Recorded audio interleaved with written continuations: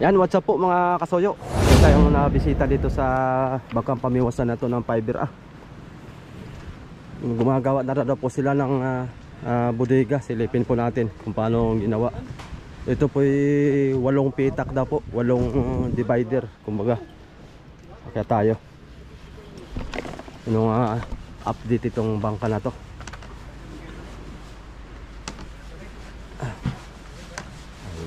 Ayan mga soyo, 8 pitak.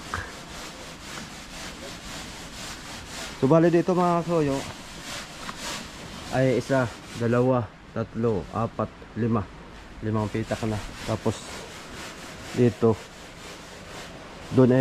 dito ay makina ay yan, dito ay makina, pinaka engine room ito. Tapos 6, 7, 8 bodega ang gagawin dito. Ayan.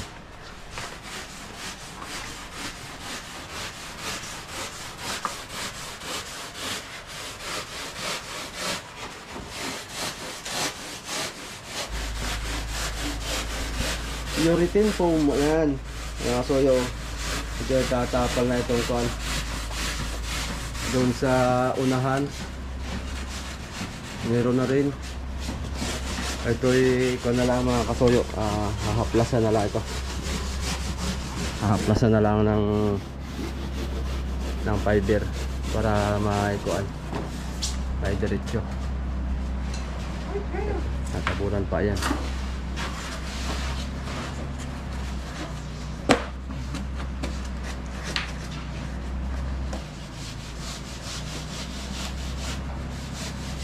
Ayun o, pinagtagpo na lang dito mga soyo.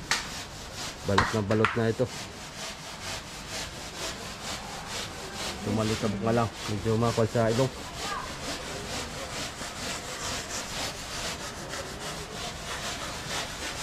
Nilahat mo nila na ng kuha na nalagyan ng foam para yung sa mga magpa-fiber mga kasoyo ay dire-diretso na po yung kanila. Dire-diretso yung paglalagay, pagbabalot nito. Ayan, divider na. Divide na.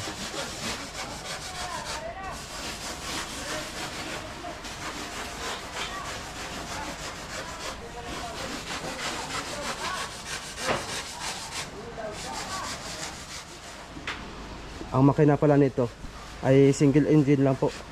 6D40 ang ilalagay. Pero ang horsepower niya pang bitin ang ilalagay. So, isang piraso lang, isang engine lang po.